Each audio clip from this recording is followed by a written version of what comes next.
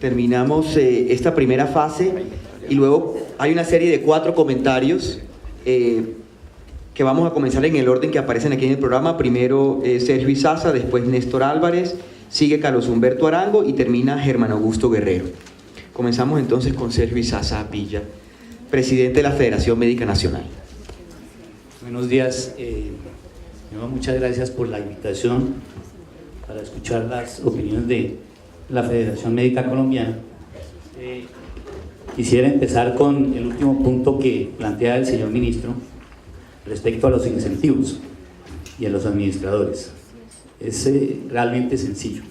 Administrador que no cumpla con mantener las condiciones de los indicadores de salud necesarios para mejorar las condiciones de salud de las comunidades que están administrando, simplemente pierde su posibilidad de ser administrador y pierde ese negocio, digámoslo así.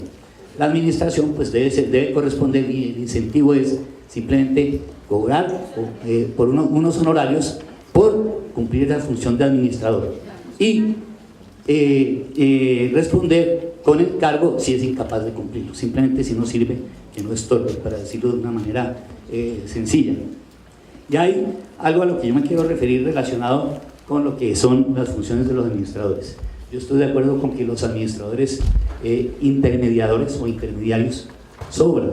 La función natural de esos administradores de salud corresponde precisamente a 2 instancias esenciales: una administrativa y ordenadora por excelencia, que son las secretarías de salud regionales, departamentales o municipales, y los instrumentos de ejecución de la prestación de los servicios, que son los hospitales del país, públicos y privados. Y con esto yo quiero hacer referencia a algo que recuerdo de una institución privada a la cual pertenezco, que es la Fundación Santa Fe. Cuando la Fundación Santa Fe inició funciones hace ya 30 años y 3 meses, uno de sus programas, de sus proyectos, era el de salud comunitaria. Era salud comunitaria.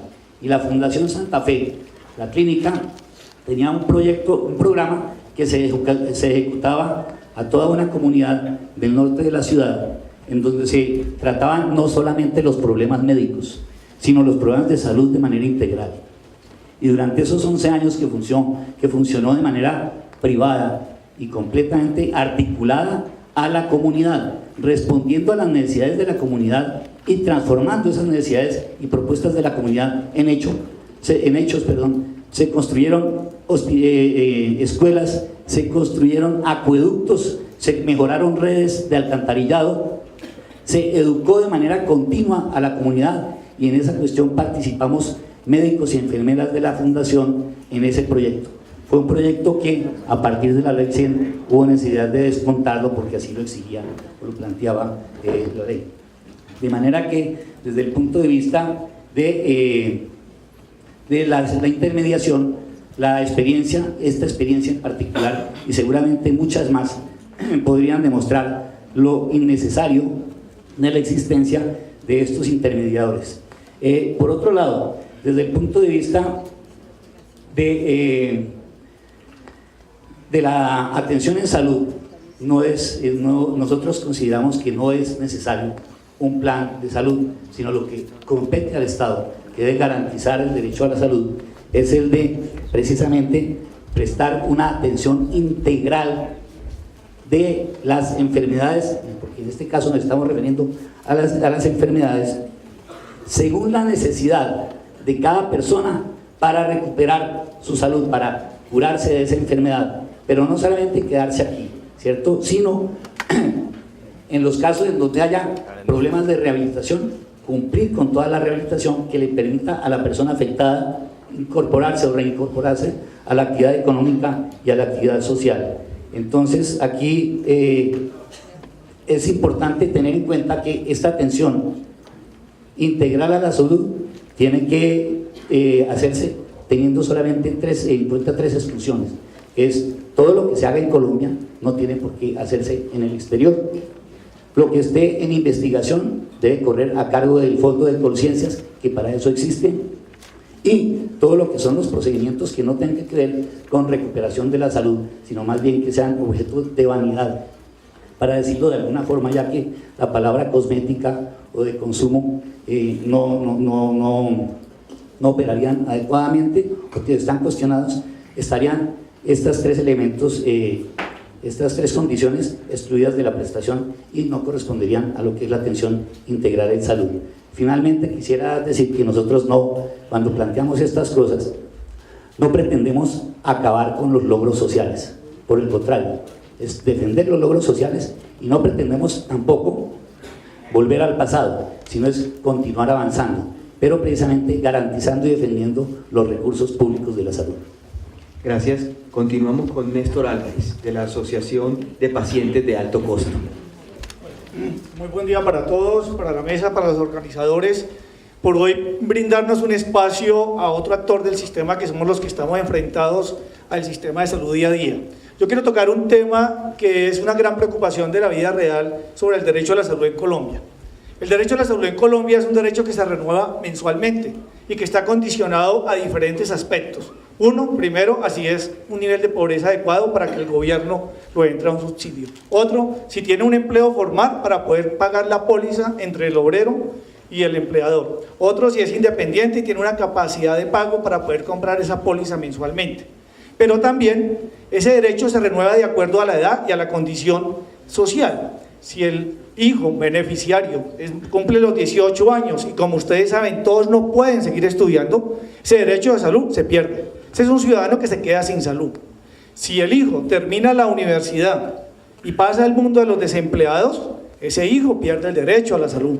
O sea, este es un derecho que se renueva mensualmente y todos los días de acuerdo a diferentes condiciones. Entonces el punto de partida es que nosotros sí lo vivimos, esta situación con esos ciudadanos que pierden el derecho de acuerdo a estas condiciones mes a mes, pero que están con una patología de alto costo o de bajo costo. Paciente VIH, un trasplantado, un dializado, un niño con leucemia. Para ir más allá, supuestamente los niños tienen protección especial, pero esa protección no es válida si no aparece mes a mes en la base, si no está activo en el comprobador de derechos. A nadie le interesa que en todos lados diga que los niños tienen protección especial, pero si no aparece el cotizante activo, ese niño no tiene derecho a salud ese mes. Tiene que ir a comprobar si está atrasado, si es un hijo no independiente, o si el papá se quedó sin empleo y venía en un tratamiento de cáncer. La ley no se cumple, las EPS lo inactivan inmediatamente y la protección laboral no se da por el número de semanas. Esta lucha es la que vive el colombiano. Ese es el derecho a la salud que tenemos en Colombia. ¿Cuál es el llamado que nosotros hacemos como ciudadanos alentados y como personas que tenemos enfermedades? Es que no podemos seguir y la reforma no plantea una solución a esto. Yo nunca en la vida pensé que hoy podía estar parado con un cruce de emociones. Durante un tiempo he defendido a todos los usuarios del sistema. Hoy también tengo que defender a una hermana con cáncer, que se empezó a enfrentar el martes con el sistema de salud. Y quiero tocar otro tema, que el 1 de mayo se quedó sin empleo y gracias a que le dije, usted no se puede quedar un día sin salud en Colombia porque se muere, tiene que comprar la póliza, sea lo que sea, venda lo que sea, tiene que ir a comprar una póliza ya. El 14 le diagnostican cáncer y empezamos a enfrentarnos con el sistema de salud. Lo que yo he visto en miles de pacientes, hoy también lo tengo con alguien cerca de la mano, que es todavía más doloroso y no pensé que fuera tan crítico defender a alguien que está más ligado consanguíneamente con uno. Y esa realidad es muy dura. Y eso me hace pensar que todo lo que todos los días llevamos a la Supersalud, le decimos al ministro, esto no puede seguir así. Un colombiano no tiene que estar pensando si pagó la mensualidad o no en salud, por si está en tratamiento, qué debe vender, si debe empeñar el televisor para poder garantizar el tratamiento del hijo en el caso de los independientes, el taxista que se enferma y que no puede pagar el mes de salud y que tiene un hijo que tiene un problema. En eso no pensó la reforma y ese es el llamado que nosotros estamos haciendo al gobierno, a los legisladores, a la sociedad. Este derecho no puede ser validado de acuerdo a tantas variables, debe ser un derecho fundamental garantizado para todos los colombianos. Y hoy también quiero hacer un llamado muy especial. Es que hay decisiones que no dependen de la reforma. Tenemos un grave problema de especialistas en Colombia. Y hoy lo he dicho, la cita al hematólogo estaba a 3 meses. En una paciente de cáncer, linfoma, 3 meses son vitales. Yo estoy hablando también con el corazón de alguien de mi familia, pero también lo he hablado por muchos colombianos. Y el llamado que hago hoy a la ministra de Educación y al gobierno es que en junio se abren nuevos cupos para residencias y que se deben ampliar inmediatamente. No podemos esperar más, absolutamente nada más. Señor ministro, hoy se lo pido como defensor de los usuarios y lo pido como un hermano que también está luchando por un deber. No quería mezclar esta emoción, pero me es imposible como ser humano no transmitir el dolor que he transmitido de muchas personas y que hoy también como núcleo familiar me afecta. Muchas gracias. Muchas gracias. Vamos con Carlos Humberto Arango de la Federación Nacional de Departamentos. Bueno, muy buenos días, un saludo a todos. Como este segmento, según la metodología, es un espacio muy breve y hay mucho que decir, voy a tratar de concentrarme fundamentalmente en medio de toda la propuesta que hemos venido desarrollando desde el año anterior y que hemos entregado y compartido con Presidencia y con el ministro en particular y con su equipo de técnicos, y en donde, pues, bueno, tenemos mucho que decir. Sin embargo, vamos a concentrar la atención en un segmento de la propuesta que nos parece a nosotros es gran parte del núcleo fundamental de las alternativas de solución que habrían que considerarse con toda seriedad en cualquier proyecto de reforma hoy en el país. Cuando el senador Robledo menciona el hilo del ovillo que mencionaba la abuela, nosotros pensamos que la respuesta está concentrada en función de lo que nosotros entendemos como las causas del problema. La federación, podrían ustedes pensar, en el caso de los departamentos que yo estoy representando en este instante, podrían tener propuestas como, y sería esperable que yo estoy hablando acá, de cosas que van a favorecer de alguna u otra forma a los gobernadores y los departamentos. Yo les quiero decir que no, que lo que se conformó desde el año anterior y el trabajo que se está haciendo es un trabajo con académicos y con un grupo de expertos y los mismos secretarios de salud, sentados fundamentalmente en pensar el problema integral del sistema y cómo se aporta desde ahí al sistema. Este foro es parte de eso. Y en ese sentido, el hilo del ovillo para nosotros estaba concentrado en 3 cosas fundamentales. La primera cosa fundamental es que es cierto, Néstor siempre nos gusta escucharlo cuando habla del tema de los pacientes, porque Néstor tiene absolutamente identificado todos los elementos en los que el día a día en el sistema, un paciente o una persona, cualquiera de nosotros, podría no acceder a un servicio. Y eso es una realidad que nadie puede negar. Y ahí es donde entendemos la lógica de garantía, del núcleo esencial de garantía del derecho a los servicios de salud. No podría ser que de un día para otro, por alguna circunstancia cualquiera, las que narra Néstor, que no va a detallar, yo no pueda acceder a un servicio o se retarde la atención del servicio que yo requiero. Y en ese sentido, el primer hilo del ovillo, el tema central para nosotros, es encontrar en el sistema un sistema que llevamos 20 años en experimento, centrado o invadido por doquier, absolutamente, de incentivos, una palabra tan común y también que tiene una carga ideológica, pero hablemos de incentivos, que tienen las personas que trabajan en el sistema y los agentes del sistema que llevan 20 años entrenándose y desarrollando una habilidad para ser competentes, competitivos en el sistema, para en escenarios de mercado aprovechar la lógica del mercado para obtener algún tipo de beneficio de renta, y eso aplica a todos. El beneficio de renta está en el ojo del huracán hoy en las EPS, pero ha estado en el ojo del huracán de los entes territoriales, de los médicos, hasta de las asociaciones de pacientes hemos visto, de todo el mundo en el sistema. El sistema se ha entrenado 20 años en convencernos a todos que ser exitosos y lograr éxitos individuales trabajando en el sistema significa tener la idea clara de cómo en medio del escenario que me ponen yo capturo rentas. Y ahí creemos que está el núcleo central de las cosas. Y nosotros pensaríamos que la solución en ese sentido está centrado en, oiga, ¿y cómo hacemos para reinventar, no solo realinear los incentivos del sistema?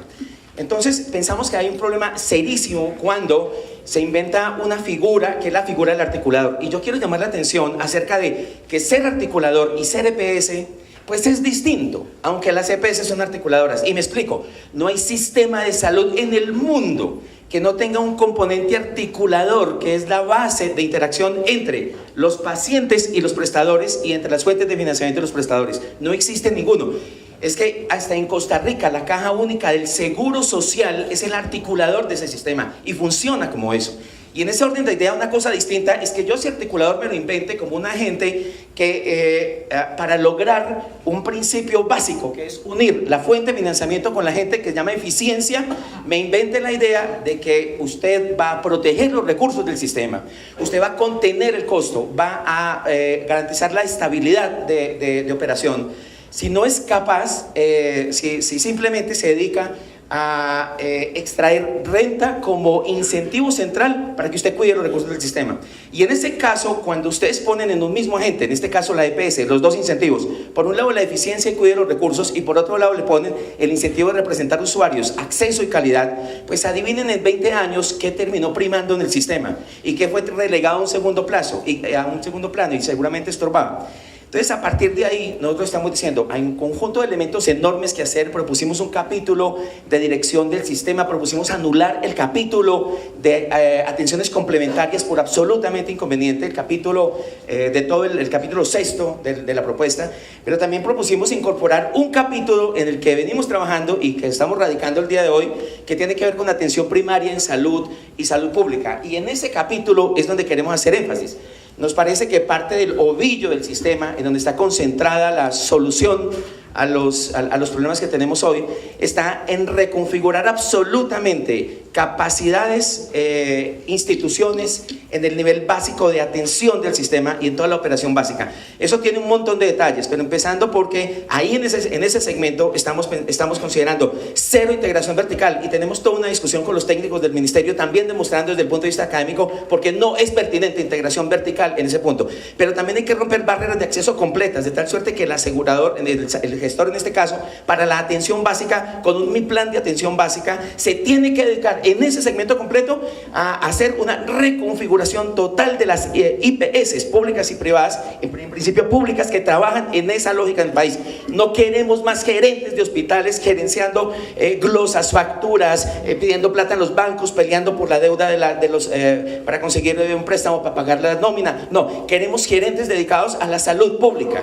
y que se recompense al hospital por eso, en todo el nivel de atención básico del sistema, sin integración vertical, sin copagos ni cuotas moderadoras. Los hospitales públicos principalmente, y también los privados que acompañen la operación, denominadas de ahora en adelante IPS de atención primaria y no ESES. Y en ese orden de idea, esa figura nueva tendrá que eliminar todos los procesos transaccionales, porque en adelante habría de pagárseles sobre la garantía de una oferta mínima fundamental de servicios que, aunque un municipio tenga 1.000 o 2.000 habitantes, tiene que implementar en ese lugar, independiente de que sea o no sostenible.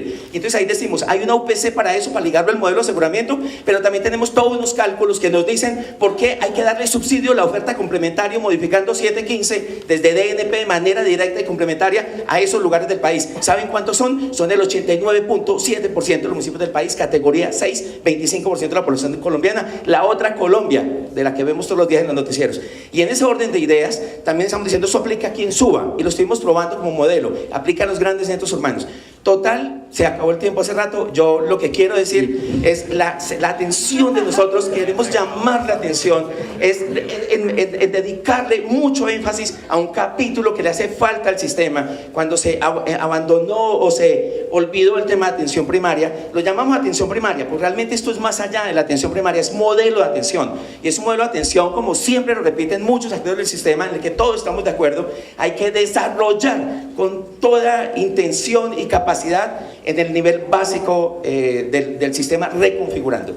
Entonces, muchas gracias. Hasta ya ahí. el tiempo. Man Guerrero, secretario de Salud de Cundinamarca. Buenos días a todos. Yo voy a empezar por dos temas que no resuelve la reforma y que son sumamente graves, y algunas propuestas concretas. Primero, que no hay un solo sistema donde yo tenga derecho a la salud por ser ciudadano colombiano. Hay dos regímenes, que es totalmente diferente.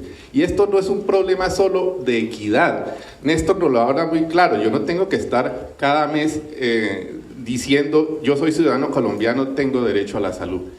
Aquí hay varios problemas, que no solamente es que sea de equidad, sino también es de eficiencia y de control de los recursos, señor ministro. Y es muy odioso que la población esté dividida entre los que tienen trabajo y los que no tienen trabajo. Sino en la práctica no sabemos si hay igualdad de atención ante las mismas necesidades, y esto tiene muchas dificultades. Y aquí sí me pena decirlo, pero hubo una incoordinación entre el Ministerio de Hacienda con el Ministerio de Protección Social en la anterior reforma tributaria, porque se debió haber previsto esto. Y viene subsidiariamente una dificultad es que no sabemos a ciencia real que si los aumentos impositivos que da la nueva reforma tributaria alcanzan a cubrir la disminución de las cotizaciones del régimen contributivo y que estén alineados con el aumento del plan obligatorio que se presenta en esta reforma. Si esto es cierto, señor ministro, la reforma es deficitaria financieramente.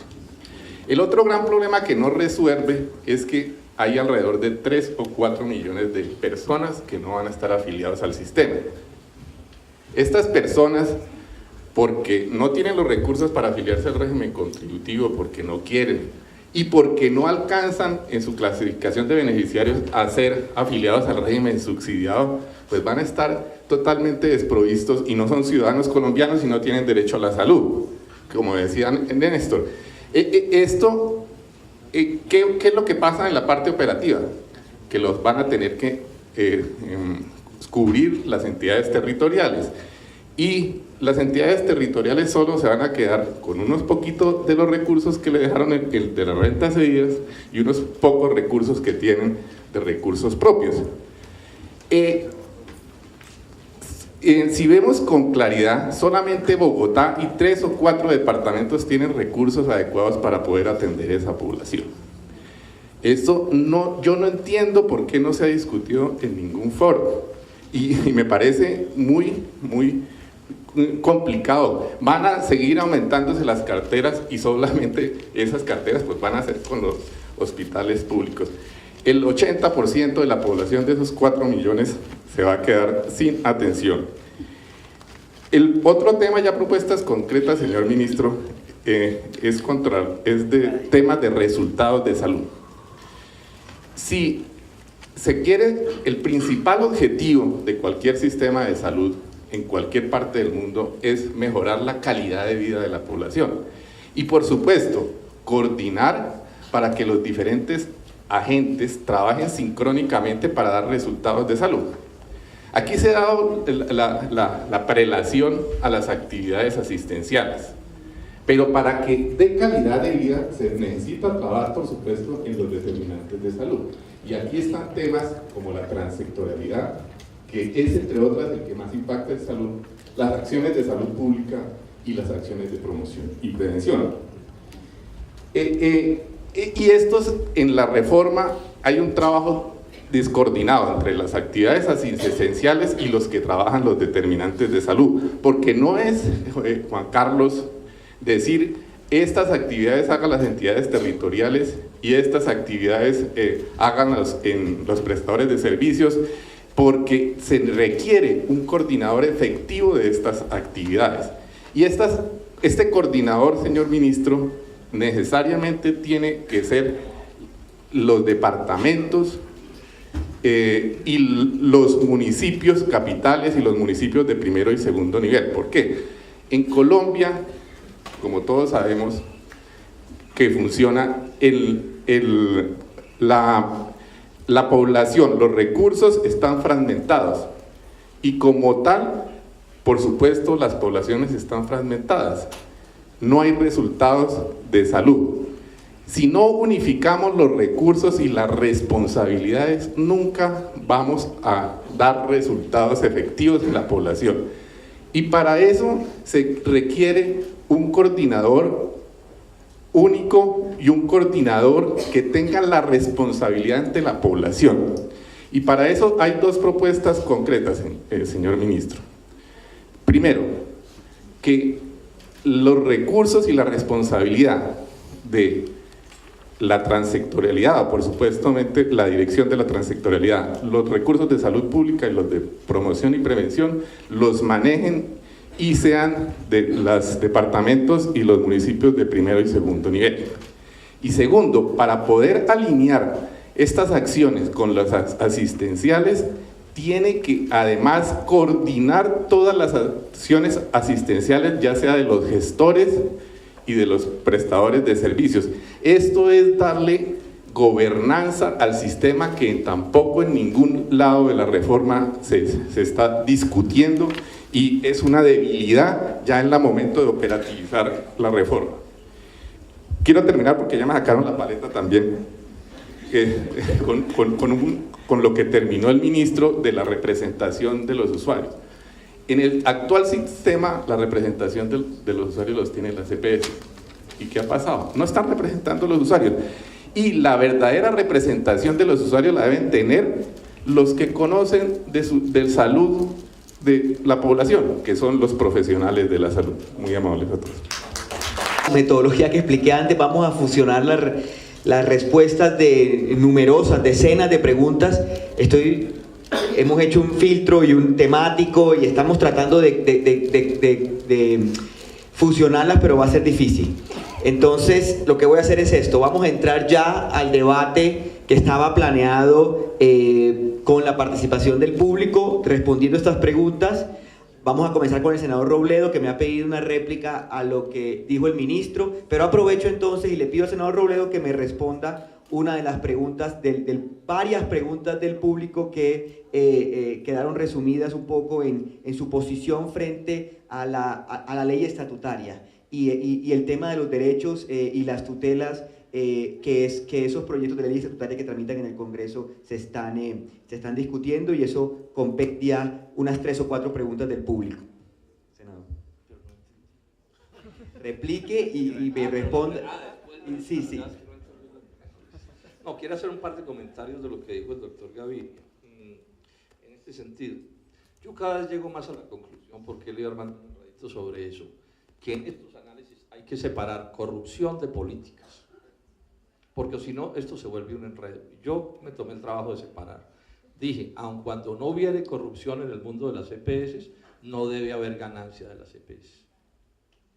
Y yo creo que debe separar. ¿Por qué? Porque la corrupción hay que perseguirla de 1000 maneras y está presente en todas las esferas de la vida social. Por cada ladrón en el Estado hay por lo menos un socio inevitable en la empresa privada.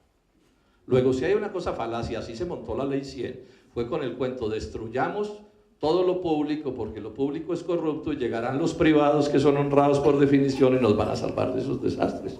No, hay que perseguir la corrupción, pero hay que diseñar buenas políticas, porque si además de la corrupción la política que se diseña es mala, que es el caso de esto de la ganancia de las EPS, pues estamos muertos. Entonces queda claro, ¿sí?, que por supuesto que hay que perseguir la corrupción. Y yo hago una anotación: cuando el Polo Democrático Alternativo apareció sobre la faz de Colombia, aquí llevaban por lo menos un siglo robándose esta cosa. Esa es una cosa que es bueno pues dejarlo claro, porque como las pullas van y vienen, ¿sí?, entonces vale la pena que aclaremos eso. Y mejor no me asomo aquí, digamos, en la militancia de nadie. Lo segundo que quiero señalar es esto: el ministro insiste todo el tiempo en que es que mi posición es ideológica, o nuestra posición, porque esta es la de mucha gente, ideológica. Y yo me pregunto, ¿el doctor Gaviria no tiene ideología? O sea, ¿y la ideología per se es mala? Es que cuando estaba él haciendo la primera presentación, en algún momento dijo: no, es que yo estoy como en un sándwich entre los intereses de los unos y como las ideologías de los otros. Yo le dije a Alejandro Santos, que estaba al lado mío, le faltó decir que él representaba la ciencia pura que estaba en ese sándwich. No, él también tiene ideologías. ¿Y qué dogmatismo el de esas ideologías? Es que este cuento de los incentivos, este cuento de la ganancia, y no quieren usar la palabra ganancia, estamos en el país de los eufemismos, a uno aquí ya no lo echan del puesto, sino que le flexibilizan la jornada de trabajo. La ganancia, que es de lo que estamos hablando, la ganancia, que es de la que estamos hablando, esa fue la tesis de hace 20 años, ¿o no? Es que eso es lo que ha fracasado rotundamente, doctor Gaviria. Es que aquí estamos hablando de una experiencia de 20 años, en que nos dicen que esa idea de que los estímulos nos genera compradores inteligentes y un poco de frases que se utilizan no corresponde con la realidad. Y yo pregunto, ¿hay algo más ideológico, más dogmáticamente ideológico que la posición de quien no toma la verdad de los hechos? Es que uno puede tener cualquier teoría. Yo puedo decir que si suelto esto no se cae, pero si lo suelto y se cae, ¿qué debo hacer? Decir que sí se cae. Pero entonces aquí lo que tenemos es una ideología, un sistema que no funciona, y la única solución posible al sistema es seguir insistiendo en lo que no funciona. Y cuando alguien tímidamente se atreve a decir: ole, pero esa vaina como que no funciona, ¿sí? Que haya en el mundo de las IPS actividad privada, etcétera, pero en el mundo de las EPS la ganancia no tiene sentido, entonces ¿qué problema de ideología? No, tenemos que hacer este debate con la claridad que es. Hay unos que están defendiendo la ganancia como el estímulo determinante para administrar el sistema de salud y otros defendemos otra idea. Y ojo, los que defienden la ganancia están defendiendo unos intereses determinados que existen en la sociedad. Eso también hay que decirlo con toda claridad, con toda claridad. No es gratuito que la posición de Roberto Junguito, el presidente de Fasecolda, sea la de unir en una sola cosa las EPS y las prepagadas, y que esa sea una propuesta del Banco Mundial, y que eso esté en este proyecto de reforma.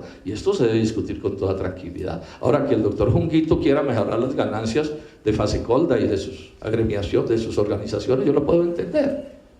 Pero lo que pasa es que nos tienen que demostrar que ese cuento de la ganancia para generar el comprador inteligente resulta ser cierto, y en este caso 20 años de realidades demuestran que no es cierto.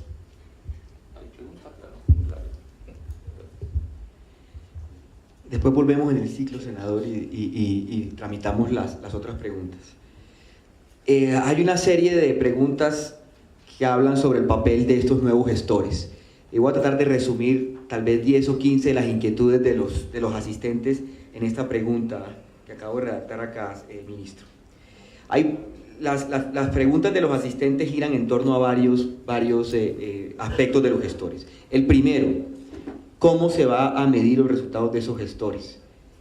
Que vayan a cumplir la misión que en la reforma está prevista. Dos, hay preocupaciones en el auditorio sobre la facturación de esos sectores, de esos gestores. ¿Cómo se les va a pagar? Esa ganancia, ¿cómo se le va a pagar a las clínicas, a los laboratorios? ¿Cuál va a ser esa estructura? ¿Cómo se maneja también esos gestores desde el punto de vista territorial y su relación con los encargados de las entes territoriales? Vienen algunas preguntas de las secretarías departamentales y las secretarías de salud de entes territoriales, ¿cómo se van a relacionar con ellos? Concluyemos ahí y continuamos. Bueno, voy a describir ya la forma de cómo ya los gestores, pero quisiera no una réplica, pero sí adicionarle, bueno, a la reflexión lo siguiente. Yo no creo en la asepsia ideológica, pero sí creo que hay posturas más reduccionistas que otras. Y creo que cualquier reforma debe estar de alguna manera iluminada por una versión sofisticada, digámoslo así, del cambio social. Que tenga en cuenta que hay fallos de mercado, que los mercados se equivocan y que hay necesaria una regulación. Y que la defensa en sí misma de la ganancia puede ser negativa, pero que también hay fallas del Estado. Y que cualquier extremo llevaría a tomar malas decisiones. Y que hay que buscar un camino complejo entre los dos extremos, que yo he llamado, utilizando una palabra de Albert Hirschman, uno de tal vez mis héroes intelectuales, el posibilismo.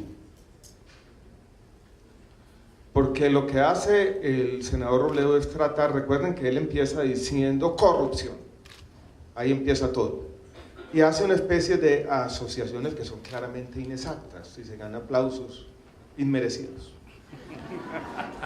Por ejemplo, diciendo las canchas de golf vienen de las ganancias.